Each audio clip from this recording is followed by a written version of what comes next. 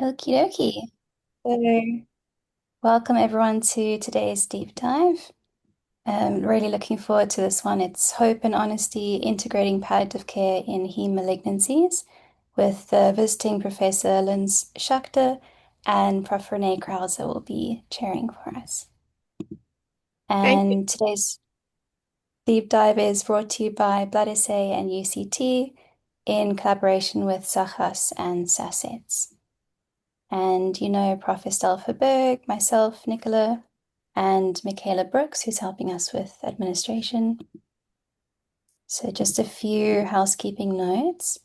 All the sessions are recorded and you can access them on the website under Resources Deep Dive and soon to be on YouTube and on Spotify as podcasts. Please mute yourself during the presentation, but feel free to add any questions to the chat box. And at the end of the meeting, you can unmute yourself and ask questions if you'd like. CPD points are submitted to the HPCSA for every registered South African attendee, and you do have to attend for at least an hour to gain a CPD point. And please make sure your number is entered correctly when you sign up for Deep Dive. You can join our mailing list on the website under Resources, subscribe to Deep Dive, or you can use the QR code on the screen if you're quick enough. And please give us feedback at the end of the session. It's really valuable to the speakers and to us to know what you enjoy and what we can improve on. It does take about a 2 to 3 second lag. So once you exit the meeting, just hover in the browser for a second and then it'll come up to give us feedback. Next week will be a session by AstraZeneca with Prof. Murtada Al-Kabori on differentiating hemolysis in PNH, IVH, BTH, and EVH. So hemolysis, intra and extravascular, and breakthrough hemolysis. And the session will start with a presentation with the Q&A at the end. And with that, I'm going to hand over to Prof. Krause to introduce Prof. Schachter. Thank you, Nicole. It's always wonderful to see that hematology is integrating palliative care. And I really want to thank you for ensuring that you are all palliative care champions when you are working with patients. So thank you very much. But with that, I really want to say welcome Prof. Lynn Schachter, who is the Madeline and Leonard Abramson Professor of Clinical Oncology at the University of Pennsylvania, and also the director of the Tara Miller Melanoma Center at the Abramson Cancer Center. She is also the past president of the American Society of Clinical Oncology, and during her tenure, she championed the art and science of cancer, the essential from comfort to care.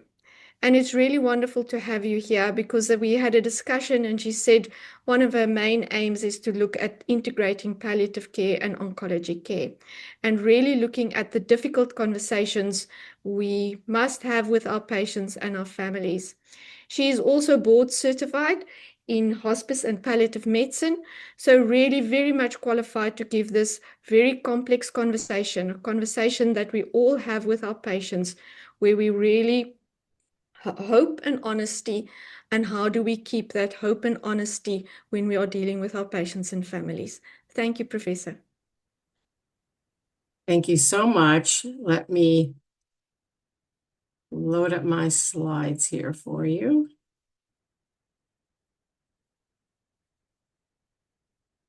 All right, can you see my slides? Yes, it looks good. Thanks. Perfect, perfect. Well, I am so delighted to be joining you, and this is really special to be speaking to those of you caring for patients with hematologic malignancies. And I was chief of HemOnc at the University of Pennsylvania for 15 years, and in our group were physicians taking care of leukemia and lymphoma and myeloma, so I really know what you are all going through. So I'm going to really focus, as Professor Krause said, on integrating palliative care into the routine care of patients with leukemia. And I want to just begin with, try to advance my slide.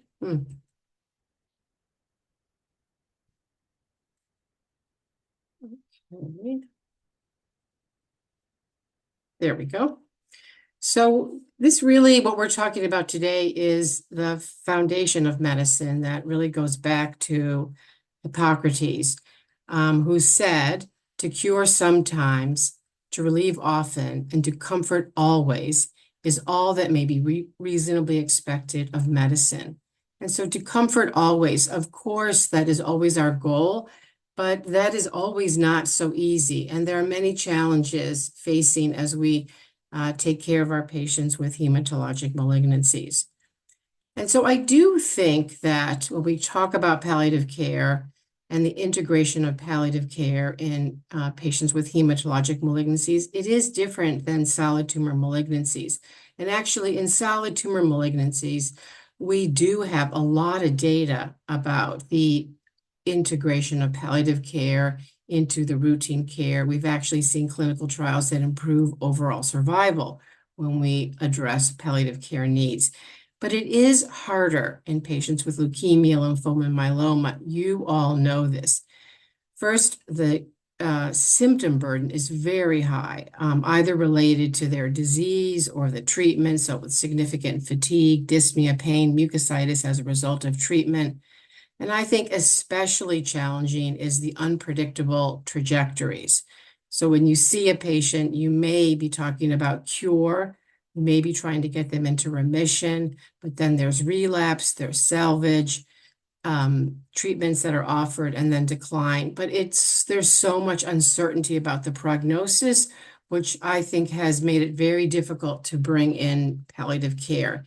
And then when, at least in the United States, when we think about enrolling patients in hospice care at the end of life, it's very challenging because our hospice benefits don't actually allow for transfusions, which also often limits the accessibility. So it's just really different model of care for hematologic malignancies compared to solid tumor. And I think all these things lead to late hospice referral and unfortunately more patients who are dying in the hospital with hematologic malignancies, which is, if you were to ask a patient and their family, that's not where they would want to die. So we have this key tension then, sometimes the hematologist offering more options, but the patient often has a high degree of suffering. And just to start with a few myths. So often people hear palliative care and they immediately think about hospice care or end-of-life care. But we really want to make sure everybody's understanding that hospice care really should be thought about early. It's about alleviating symptoms, alleviating suffering from either physical symptoms or the psychological or emotional components, spiritual components of a diagnosis of cancer. And hospice care is really at the very end when we're talking about no additional therapeutic intent in terms of chemotherapy. And so again, people think it means giving up, and the physicians think this, nurses think this, and our patients think that. So when we say palliative care, often people get quite defensive. So sometimes, there is this discussion, it's a bad name, maybe we should be calling this supportive care or symptom management, but there's no question that when you hear palliative care, people think hospice care. And as I said, people think about it's when treatment stops, difficult to do transfusions. But what we know now, and there's a lot of evidence, as I said, particularly with solid tumors, is that addressing palliative care needs looks at symptom control. It really enhances communication, decision-making, so that patients really understand the risks and benefit of the treatment. What are the true benefits? When they say yes to more treatment, how does that affect their quality of life? Really compelling data on helping the caregiver outcome, which is really hard for patients with these high-risk diseases. And as not as much demonstrated in heme malignancies, but in solid tumors, even improving overall survival. And so you are all aware of the need, and I'm not going to go through this, but just tremendous symptom burden in patients with almost all heme malignancies, either their disease or the treatment. And when you compare it to patients with solid tumors, just much more ER visits, hospital admission, as I mentioned, dying in the hospital in the ICU, and the use of chemotherapy at the end of life, which we say chemotherapy within 14 days or even 30 days of somebody dying really should be a never event. So it's so much more challenging what you are all dealing with. And so then the integration of palliative care really breaks down. I think I've really gone through this, but the prognostic uncertainty in the United States, I don't know your culture here, but it's always like, I have one more thing to try. We could try this.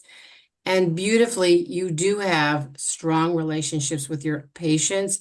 And so then sometimes bringing in another provider, like a palliative care expert, is challenging. And especially we worry about, as we have these conversations, fear of removing hope. And that is what limits us having the conversation and makes it often really challenging. So if I'm going to leave you with any message today, it's this. And that even when you're trying to cure a patient with curative intent treatment, integrating palliative care early is really essential. And we think about this with leukemia patients. We think about it in, solid tumors like head and neck cancer, where there's so many symptoms from treatment, and integrating this care. Either you are all understanding how to deliver it or getting specialist palliative care to join you in addressing some of the symptoms. Just going to share one study with you because we participated in this study at the University of Pennsylvania, where I am. And my main role was to really make sure that we had this study open at Penn. I was chief, and that we actually had to pay for extra data managers and research coordinators to be able to do this study. You know how expensive doing this kind of work. And so we used really other resources to support this. And we did this study during COVID. And the idea here was patients who were getting with new diagnosis of AML, they were admitted for induction chemotherapy. And at admission and diagnosis, they were randomized to either usual care, which was you could request a palliative care consult, which I have to say is still fairly uncommon, or a palliative care integrated into the entire course. So we had this was actually adding specialty palliative care. So we had a specialist palliative care provider, a clinician, see the patients at diagnosis, and then we monitored them over time.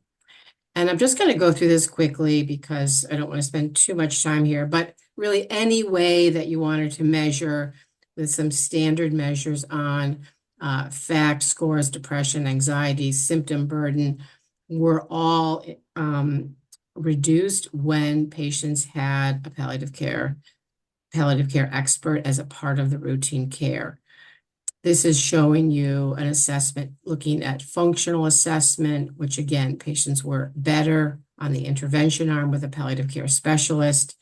You can see really it's more detailed on the anxiety and depression scores, really significant impact. And then this PTSD checklist also showing the benefit of the intervention with palliative care specialist. I think this is really the most important slide to show about this, and you can see the big differences between how patients approach end-of-life care. And so it was clearly more commonly documented that 75% of patients who had seen a palliative care expert had end-of-life conversations. And so we really understood patients' goals and wishes. We understood how aggressive they wanted care at the end of life, and then also a really large impact on chemotherapy in the last 30 days of life. So this 160 patient study really did show the benefit of integration of palliative care early at the time of diagnosis. And so I think based upon this study and others, I think it is the new standard of care for patients with acute leukemia, but I can say that, but we have not been able to incorporate this at my own institution, even though we did the work. There's not enough palliative care experts to do a lot of this work. And so the question will be, maybe some of you will take on this study, how do we expand such a study to other diseases, lymphoma, low-grade, outpatient myeloma. We are doing a study in the setting of bone marrow transplant, and we are doing this in some of our CAR T-cell patients, which we have quite a few at Penn.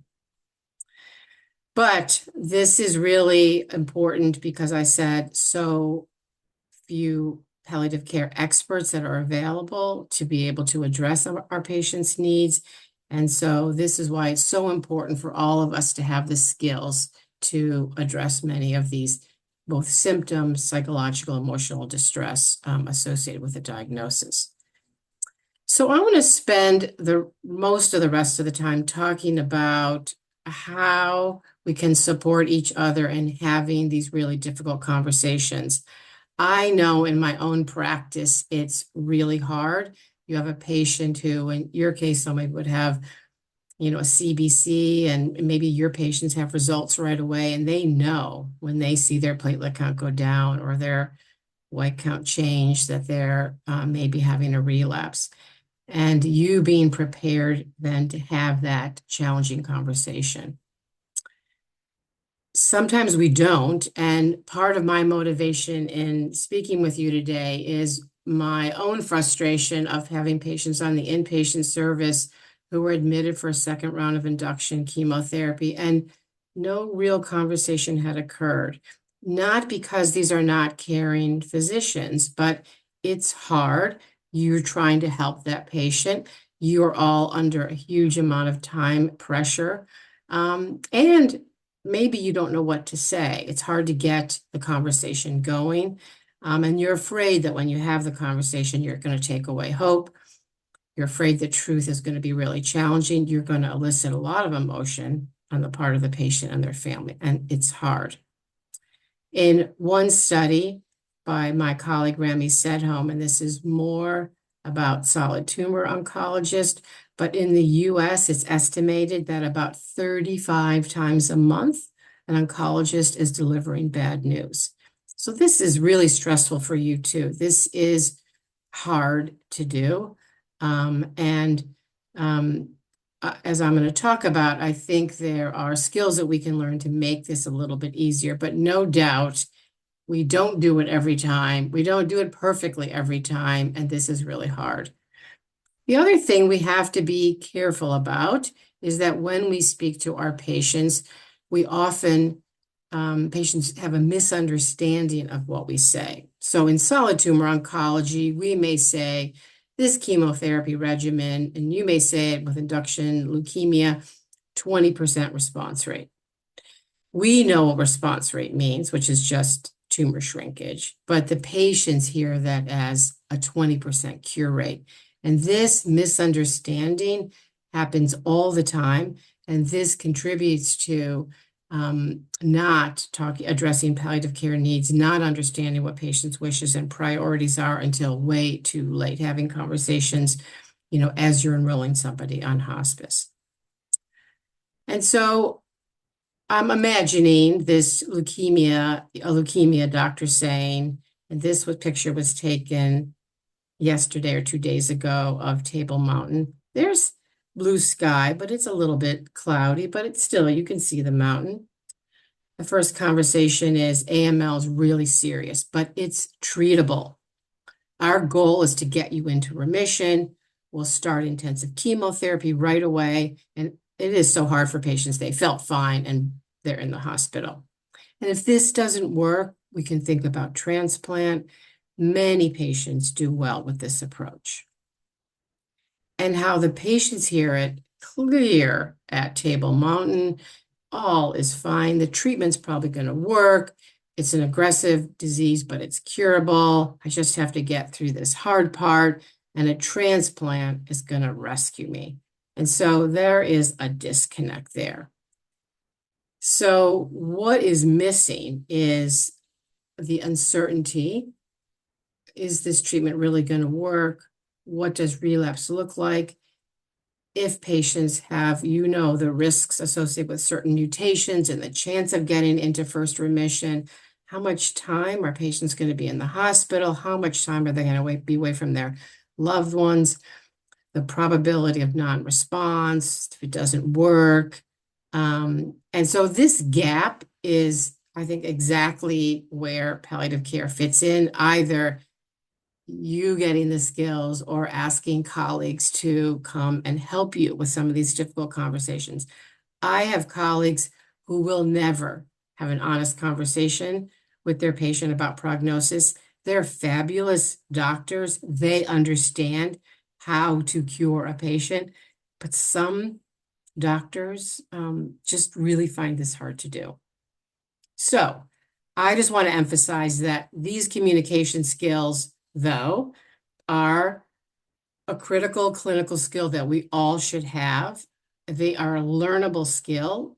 In our medical school, we teach our medical students how to do a bone marrow biopsy, how to do a thoracentesis, how to read an EKG, but how to conduct a family meeting, how do you talk about these challenging situations?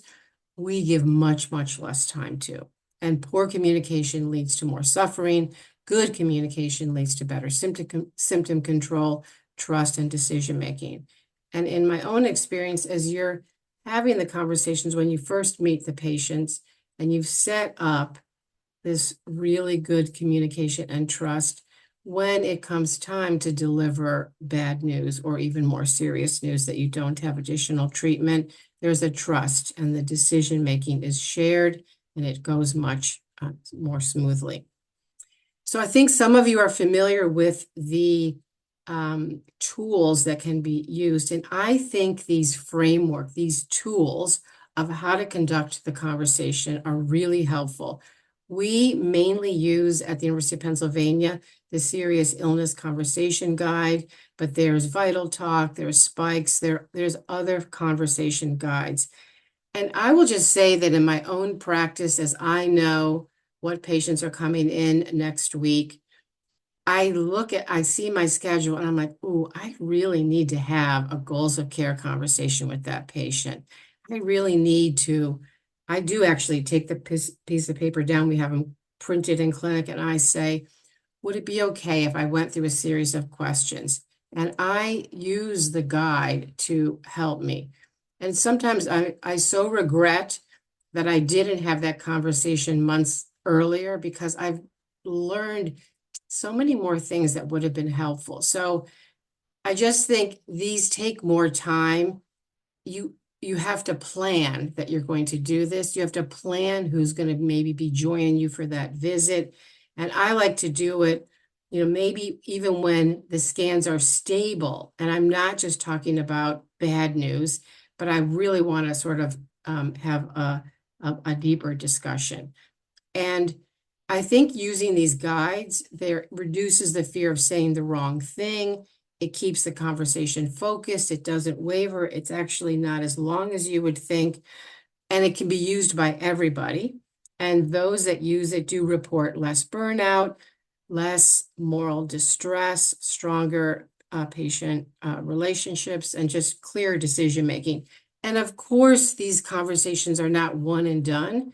You have a different conversation at the beginning, and then over time, there's going to be different aspects that you're going to emphasize. So it's not one conversation, it's multiple conversations over time.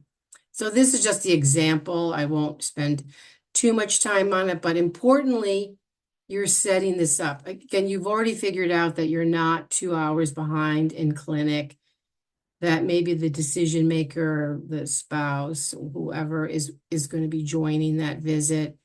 There's not going to be distractions. Everyone's going to be seated. And usually that first question is, can you tell me your understanding of where we are with your disease right now? And I'll just starting with that conversation, because I'm always surprised when someone says, well, we've gone through this treatment, but I still think you've said there's more treatments. I think I still have 5 years to live. And when people give you a time frame like that, but it's like 2 months to live, it's just immediately helps guide you in how you're going to have the rest of the conversation. So you really need to understand where the patient is starting from and their understanding. And so I think that Renee said that she also uses serious illness conversation, but this is something you just Google and you can find that or Vital Talk or Spikes. But I also want to mention, if you're not familiar with Christian Tsitsiamara, he's a palliative care physician in Rwanda, and he's written this beautiful book called The Safari Concept. And this is really more about end-of-life care, but and in Swahili, safari means journey. And this is a really beautiful book that takes different animals and relates part of how you're going to have a conversation, what you're going to touch on, how are you going to get to shared decision making.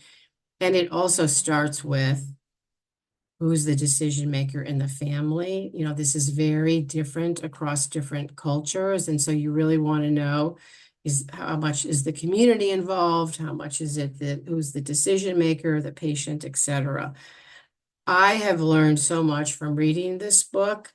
Many of us use it in the United States as well. And so if you're not familiar, I highly recommend this book. It's really beautiful and it's helped inform me in the work that I'm doing. So the old model of palliative care is treatments aren't working, stop, think about palliative care, and then our patients are on hospice care and may die. But the new model really is integration alongside disease-directed therapy, especially thinking about curative therapy. And this is really the model that we seek today. And so we don't just think about palliative care for patients who have advanced disease, who have stage 4 disease. We think about it for patients who have curative intent treatment. But you see the very beginning of this, it's all of us having core competencies in palliative care and addressing what our patients need. And then often we need specialist palliative care. So we need Renee, we need others, maybe because the symptoms are so significant.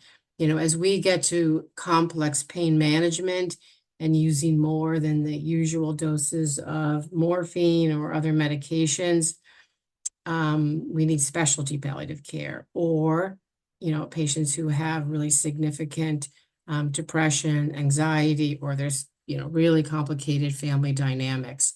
And so that's where our specialists come in to help us with more challenging situations. But again, we think about palliative care even as we're thinking about survivorship. And so we have many patients who still see the palliative care physicians because of longstanding complications from treatment. That may be neuropathy, that may be fatigue, that may be infertility issues that people are struggling with. So our palliative care providers have sometimes really stick with our patients, even when we're talking about in solid tumor adjuvant therapy. So I think I've made this point, and there's many guidelines that are available to help you with your skills in managing nausea, vomiting, neuropathy, fatigue, bone pain, etc. So it's really making sure that in addition to prescribing the chemotherapy, knowing what to do, fever, neutropenia, thrombocytopenia, that addressing the other complications is going to be so important. So I think I've made this point. Patients on the road to cure need symptom palliation as much as those with advanced disease. And so I've just been at the ESMO Africa conference in Cape Town, which is why I'm here. And ESMO has guidelines that I think are terrific and really detailed in helping with symptom management. And I'm part of ASCO, the American Society of Clinical Oncology, and coinciding with my presidential year, we were able to complete our update on guidelines for palliative care for patients with cancer. And actually, one of the important guidelines from 2017, which is when our last guidelines were in 2024, which is thinking about this for hematologic malignancies. And so our past guidelines, because ASCOs are heavy on evidence-based, and not as much on opinion. So I actually think the ESMO and ASCO guidelines complement each other very well. But it incorporates the importance of palliative care and integration of palliative care for patients with hematologic malignancies. So that was one of the big updates in 2024. So I hope this has been helpful and has sparked some interest in conversation. I want to thank you. We wanted to do about 30 minutes of a talk, but then really open this up for questions and challenges. And I'd love to hear how you're all approaching this and have a conversation. This is the most rich part of our hour together today. Thank you very much, Prof. Lynn. It's really amazing talk, and it's wonderful to see how you are in this big position that you are in, really ensuring patients access to palliative care. And I do think it has been quite a journey integrating palliative care into, as you say, hematological malignancies. I wonder if there are any questions. Are there any questions? You can just put your hand up and ask. But what I want to hear from you while we're waiting for people to ask questions, how do you feel when you are managing this hope versus even at the point where you're considering transplant? How do you manage those conversations with patients? And because these conversations are always much more difficult in our setting with limited resources. Yeah, I think that, as I was mentioning, being careful about our language so that people understand when we offer that next treatment, what are the real chances of benefit? Because I think patients really do, they do have a view on how they want to spend their time and their remaining time and how much they want to be in the hospital. But I would say that, sometimes you get the clear message that someone doesn't want to have the conversation. So first you have to be prepared that as much as I've blocked out the time or I want to have the conversation today, patients or their family don't want to have that conversation. I mean, I just had a recent experience where I have a patient, actually, it was with melanoma, but really sick in the hospital multiple times. And I really felt important that I let him know how serious. He hadn't retired yet. He's still a police officer. And it was really hard to work. And his wife was with him. And I'm having the conversation, and she is not wanting me to have this conversation. And so I say something, then she says, but I think the next treatment is really going to work. And so in the middle of me doing this, she's getting mad. She's changing what I'm saying. And clearly he doesn't want to hear what I'm saying. So I have to calibrate. So I say, I'm respecting what she's saying.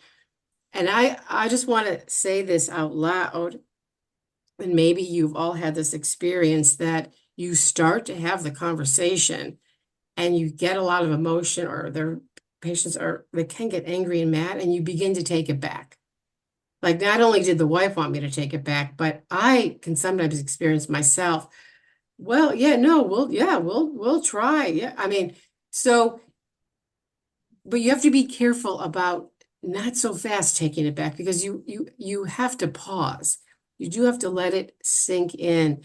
But I just want to say that sometimes, yeah, actually, Renee, I want to hear from you. Could you mind sharing? Like, it sometimes doesn't go right. And there's a lot of emotion, but I think pausing, listening, letting people in the family get the information out. But what's your approach? Well, I think, Lynn, and what I like with the fact is that we normalize the anger. And that anger is actually sometimes part of the grieving process, and we must acknowledge that. And for me, firstly, and especially when I work with junior doctors, to realize that the anger is not always towards you, but it's towards what's actually happening. And to depersonalize yourself from what is actually happening, it's an anger towards the situation. That's, I think, the first important thing to be okay within the anger space. But I think it's important to, as you say, to pace them and always to take on, I'm worried, I'm concerned, and I hope. One of my senior um, communications lecturers always said, we must never use the word but it's always an and. And I Mm-hmm. think Mm-hmm. that is the hoping and the worry, the hoping and the worry, not Mm-hmm. hoping but worrying, Right. hoping and worrying. I think that Right. kind Right. of holding space. And I'm so glad you mentioned the book, The Safari Journeys, because it also explained the dynamics of families. So I was looking at you and I was wondering, when you are working with families, do you allow the whole family to come in, or in your setup, would it just be core family members? Because in our setup, as you say, the traditional family is sometimes very important in the decision-making process.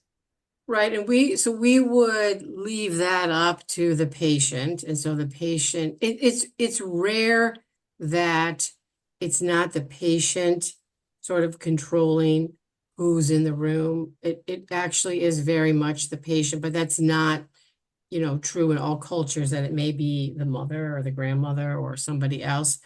We we make special arrangements if there are young children, like children. And so that's very planned if I know that the children are coming in. Adult children, so that's common that they're in the room.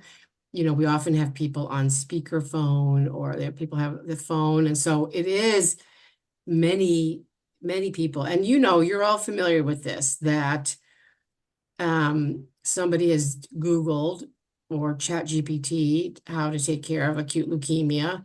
And, when you're saying, not sure if how helpful the next treatment may be, they're going to come up with their own, information. And as part of trust and helping with decision making, when your patients bring in all this other information or traditional medications, I think it's very important that you're not dismissive, that you're listening. If something is really, dangerous and have side effects, you'd caution and explain. But to be defensive, or if somebody asks for a second opinion, you need to embrace that, because that will help build trust. So for later, when you're having more challenging conversations. And before we get to that other question, I just also want to mention that this is not a rare thing for me to feel and experience, but so I treat melanoma, and now we have immunotherapy that's transformed the field, but sometimes often it doesn't work. Still, most of my patients die, but I feel like I failed. So there's this weird feeling of feeling guilty, like I did something wrong, when it's just the patient's disease. They've gotten all the right treatment. But again, because there are some younger doctors on here, I just want you to know it's not a rare feeling that somehow you feel like you let the patient down, and it can affect sometimes how these conversations go. But I promise you, you have done all the right things, and if there's challenging diseases, and I understand that feeling can occur.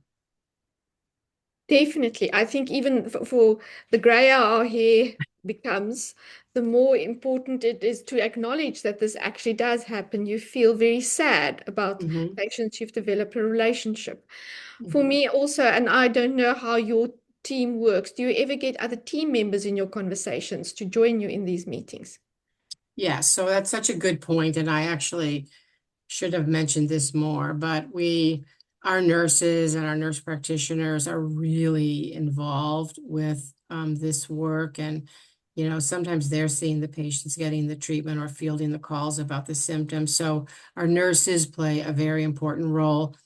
We have some social workers that help us with sometimes managing depression and some anxiety. We actually don't have very much psychology help in our clinic. We have some limited, nutrition, and one of my main projects in terms of fundraising is having chaplain. We have a chaplain on the inpatient service, but we have very little attention on the outpatient to spiritual care and a chaplain. But I think, I've been so impressed when I'm on inpatient rounds, and actually, especially with patients on the leukemia service, our chaplain joins with this. There's a calmness and a way of communicating that I've seen so often allows for different kinds of conversation to occur. So I just, yes, would encourage that it's so many different disciplines that are needed. And it is all really helpful. And I view it as non-hierarchical, and that it's a team and we're all there to address the patient's needs. And I think it goes much better. Definitely, I agree with you, and especially when, as a palliative care doctor, I sit with the hematology consultant and a social worker, and we address it. I think patients then feel, or the nurses feel very much held. I think that's the important. There's everybody singing the same song, and people feel held. There is a around ongoing interventions that no longer may benefit. Sorry, I think I lost you. Can you repeat that? How do you manage patients and family expectations around ongoing interventions that may no longer offer benefit? That's the crux of it, isn't it? So it's really hard. And I guess where is drawing out for the patient what's most important to them, and getting a better idea of how they want to spend their time. I would say there's certain treatments that I think are you guys all have different diseases, but that there's a treatment that could be tried, but the side effects are significant. And there, I think you have to be really directive where you could be. So I think it's important that you say, yes, we could try this, but I don't recommend that, because sometimes when we add this treatment, actually your survival or your life might be shortened. And so I think you have to, you can say that something is available and the likelihood that it's going to help, but then people want you to give them direct advice. And so it may be that some other patient you would give fourth line induction to, but in an elderly patient, with other situations or depending upon the circumstance, you wouldn't recommend that. So, I think it's important that you're tailoring what you're doing to the individual circumstance, but it's not just the age. It's really understanding the holistic part of the patient. And, as best you can, being honest with the information and advice. So, when you're trying, I don't know how much you have, over aggressive treatment at the end of life and people on respirators and ventilators, but it happens in the United States a lot. You're saying, Renee, no, you don't. No, at the Groote Schuur, we've got a closed ICU, but in the private sector, that may happen, yes. Okay. But, when I'm having those conversations, we call, do not resuscitate. I'm clearly giving my advice about and I don't bring it up obviously at the beginning and really, when it's appropriate, but I think patients really need your guidance. You need the guidance. I'm not sure I answered the question, but. No, definitely. And I like the fact that you are talking about these difficult conversations, because sometimes, especially as junior doctors, it's important to hear senior people actually making difficult decisions, even if you have all the resources available, it's still not the Right. best decision for the patient and family, that it's not always a resource discussion, but actually a quality of life and Exactly. ultimately a good, peaceful death decision. Exactly. Exactly. There's I another mean, question here. What frameworks do you use to guide decisions around invasive procedures late in the disease course? So what frameworks do you use? so I'm not actually familiar with a specific framework, but I very much don't like invasive procedures in patients with, really sick from their disease or advanced disease. I think one should be really careful about recommending a procedure and what you're really going to be able to do with the information. I see still too often people recommending a procedure, but in fact, there is no treatment decision to make based upon that. Like if this is a decision about an infection versus a tumor, and the only way you can get at this is with, a bronch or a biopsy, okay, and it's really going to make a difference. But I so often see too much being done, in that patient with advanced cancer. I mean, this sounds terrible, but so every radiology report, there's abnormal thyroid and there's thyroid nodules. And you cannot believe, and the radiology report says, I'm giving you a really dumb example here, but the radiology report says, consider thyroid biopsy. And so that's just the radiology saying that. But every resident orders a thyroid biopsy in somebody with advanced cancer, which makes no sense. So I would say, again, you are the expert. And so that patient may also have a cardiologist, and they may be saying they need bypass surgery or they need, I don't know what, but you need to say that patient has 3 months to live. That's not appropriate. So you have to be the advocate for your patient, because you really have the knowledge, and your goal, your goal here is for your patients to live as long as possible with the best quality of life. I mean, that is your goal. And sometimes that is not, I mean, often it's not doing something to get both the best quality of life and the longest period of life. And that's, the reason that in lung cancer, stage 4 lung cancer, those patients that got palliative care live longer. Like that's 3 studies that show this. It's really because they're not getting, I mean, there's probably something in the syringe of palliative care that's really good in symptom management, but a lot of it is they're not getting exposed to other toxic treatment.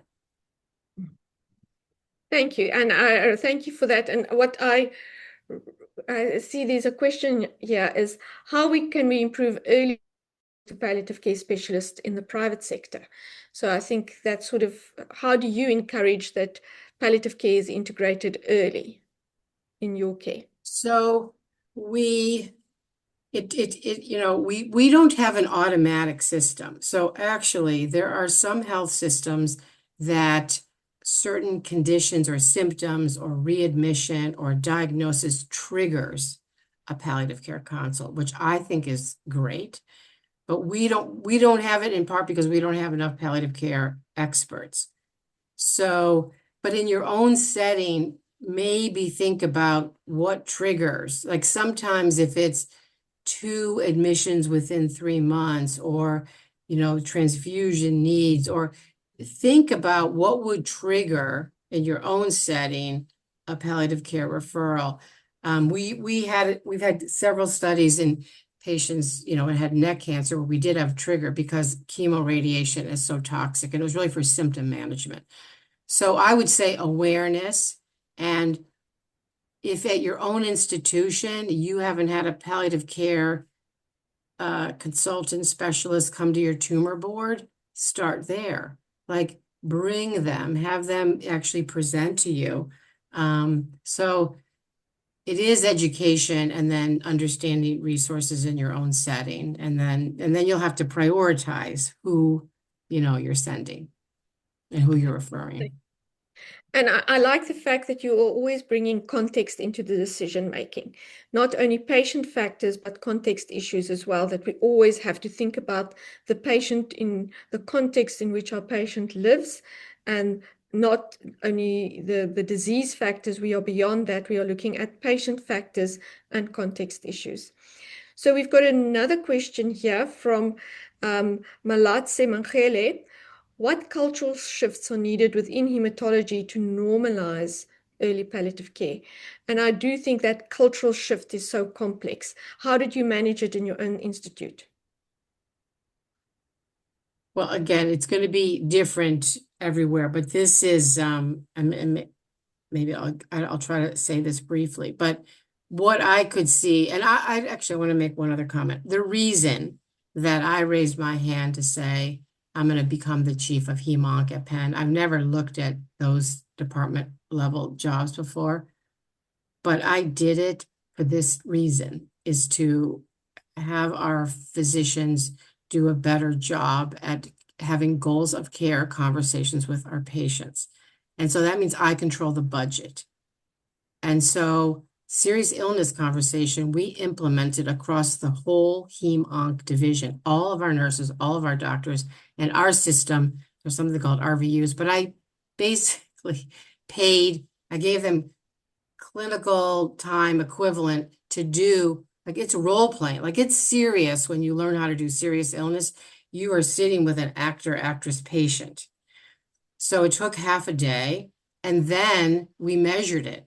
And then we had studies where we nudged them. We used AI to have predicted mortality scores. So you can predict based upon factors that somebody has less than 6 months to live, and they got a nudge, and then they needed to document. So that's cultural, meaning people weren't doing enough of it. But let me just say, I'm not the chief anymore.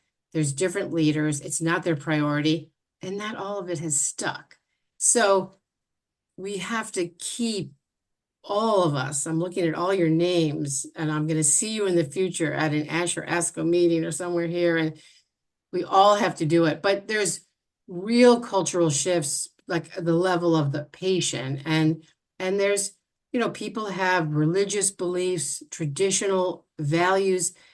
At a lot of discussion at ESMO, and when I was just doing clinic in Botswana about traditional healers and patients deciding not to take what the doctor said because they're going to do what the traditional healer says. And, in the clinic note, it may say lost a follow-up, but it was really that we didn't listen to what was being said in the community. You want to work with the traditional healers. And this is why the conversation is so important. You need to know what is being said locally and what their beliefs are, because you can work together. But if you don't listen and acknowledge, people may not do what you think is the right thing for them. So it's cultural, like our society in the United States, it's so much aggressive care at the end of life. This is just, to me, is such a tragedy. It's different in Europe, where they accept more palliation and hospice care sometimes in some settings. But you've asked a really important question, but it's cultural at your institution. It's your own cultural beliefs, but importantly, really understanding the patient and family in front of you, what their cultural beliefs are, so that you're not, so that you really are communicating. And we've all seen it, and I think there's quite a lot of articles written about the role of leadership in palliative care. And I think thank you for taking on that leadership role, because it's sometimes a difficult leadership role to play. It goes a little bit against the stream. And Yes. that's why, Irfan Mohungu, would you recommend to have the talk with the family together with the patient, or with the family only, and let them decide what to say to the patient? I think That's that such a comes good to question. a culture. But I would just say you need to understand, in your context, what's the right thing, because I mean, really, if you read Christian's work, it wouldn't be that you would ask the patient first. You would ask the family first or the decision maker. In my practice, it's often the patient first, but but I have to say each time it's different. It may be that I I first speak to the spouse about where we really are and maybe let them know in advance. And so I have to say that I do tailor it. I mean, often it's the patient first, but it's not that common that I'm having a family meeting without, like, someone's in the hospital. It's not uncommon to have a family meeting before and then we go in. That's pretty common. But I think you have to tailor it and individualize that. There's not Yes, one thank right you. way. Yes, there's no right way. And what I also, especially, you will ask permission from the patient. I think what we many times will see is that the next of kin that is documented is actually not the person the patient wants in the meeting or wants to be discussed with.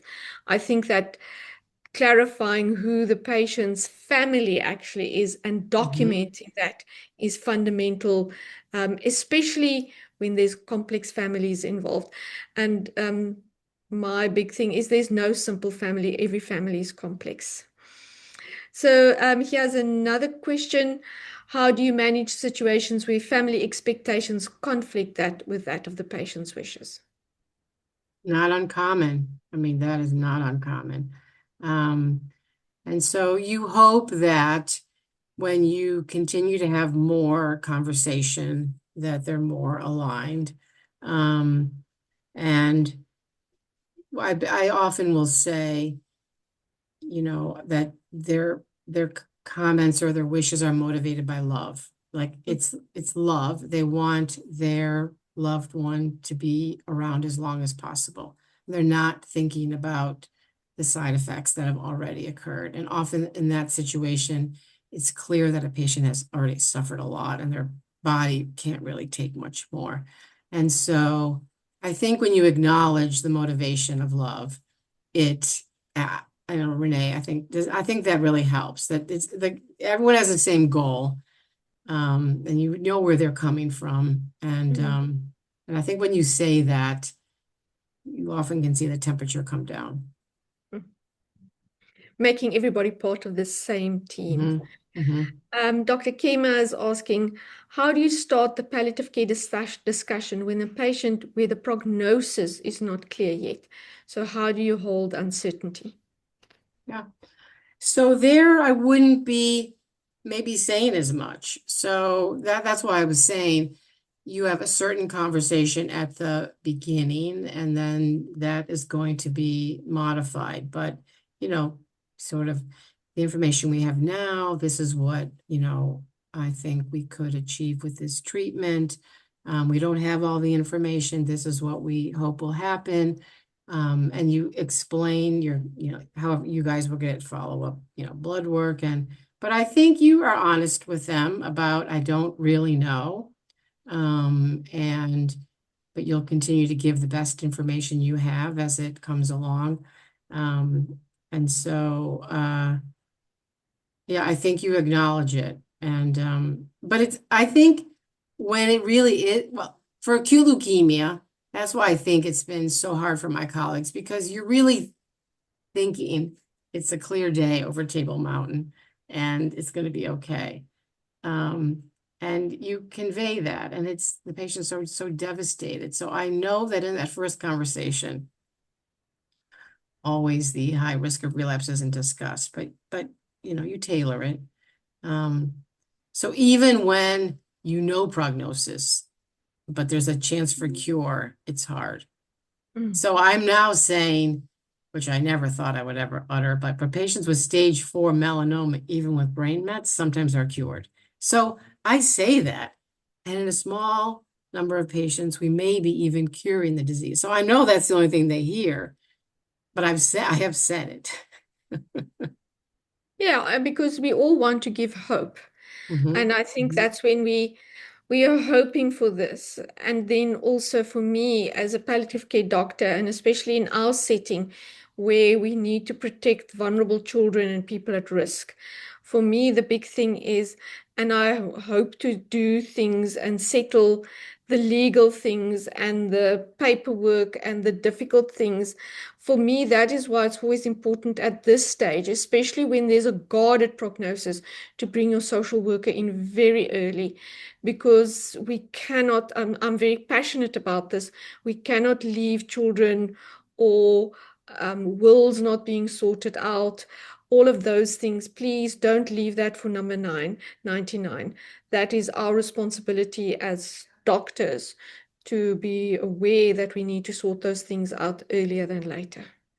And I think that's such a good point. And I do think that's the oncologist saying that. It's not the palliative care physician, it's all of us. And I try to say, you just also normalize it. I just updated my will, like I have good health. So it's terrible if people die without that done. And I just, I mean, I had a really sad situation recently of 28-year-old nurse who died from melanoma, and he's, of age, but he wouldn't do a will. And his parents really wanted me to get him to do a will, and it was just really hard. But we, had to do it in the hospital. But It I'm does. glad you brought that up. Yes, I'm very passionate about that, because in South Africa, we've got many child-headed households. And I don't think we can leave, especially when there's young women involved. We Yes, need to be proactive about that. such a good Um, point. and Nicole asks here, what advice would you give hematology services to trying to integrate palliative care for the first time? Well, you mean, does that mean referring to a specialist? Bringing, Yes, to integrate palliative care for the yeah, first time. I Yes. would say, something like I think it'd be really helpful if I brought in one of my colleagues who is a palliative care physician specialist. We find that approach, it's really adding an extra layer of support. It's an extra layer to help address symptoms, any questions, but they're really good at addressing some of the symptoms you're having. And I just keep saying, it's an extra layer of support. It's an extra layer of support. So it's an additive service. That's what I try to emphasize. And actually, I did want to make one more point I meant to say earlier. So I'm curious, Renee, for if this happens to you, but when the patient is with their leukemia doctor, they feel fit, they're fine, they are good for the next round of chemotherapy. They are not going to maybe share anxieties and worries with you. They're going to minimize side effects. Then Renee walks into the room with one of her colleagues, and they relax, they collapse. They are really saying what they're worried about and fearful about. But they keep this very brave face for the oncologist because they don't want the oncologist to say, maybe we shouldn't give you treatment today. So this is a real dynamic that happens with the oncologist versus the palliative care physician. And this is why, like if it is integrated, the patients benefit so much. They need both of us. So when that's possible, that's ideal. And this happens over and over again. One face to get the chemo, another face for Renee. And Lynn, I like that fact that patients will share their stories with different people.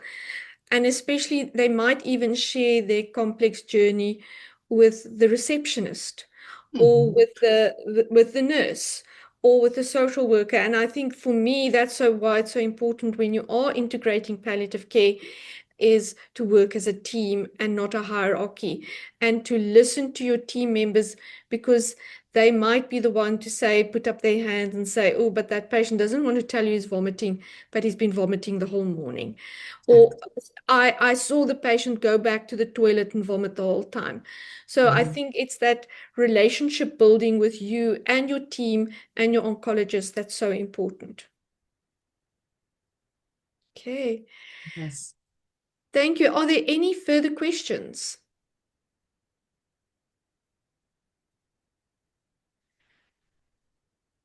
So So, Professor Shakhtar, I just want to say it's been wonderful to have you on this call. I'm looking very forward to having you with us at Grooteskuur on Thursday. And to all the hematologists on the call and the people working in hematology, within Africa, we are very passionate about integrating palliative care. It is something Africa needs. We are all Africans, and we know we must look after our patients to the best. And as a team, we can do this. And we are always grateful to have our European and our American colleagues and our Asian colleagues to help us do this. But ultimately, within your own context, integrating palliative care is possible. And finally, there is the African Palliative Care Association. Please reach out to them. They have wonderful resources. It's the APCA website. Look at them, wonderful resources. And within South Africa, we've got the Palliative Care Practitioners Association. Please reach out to them and work with them, and especially to the hematology group at UCT and at Grooteskuur. It's always great fun working with you. So, Prof. Lynn, thank you very much, and we Thank you hope so much. we have Honored a to join you. Honored wonderful to Cape join you. Town day. Okay, Thank you thank very you. much. Bye-bye, everybody. Okay, Bye. bye-bye.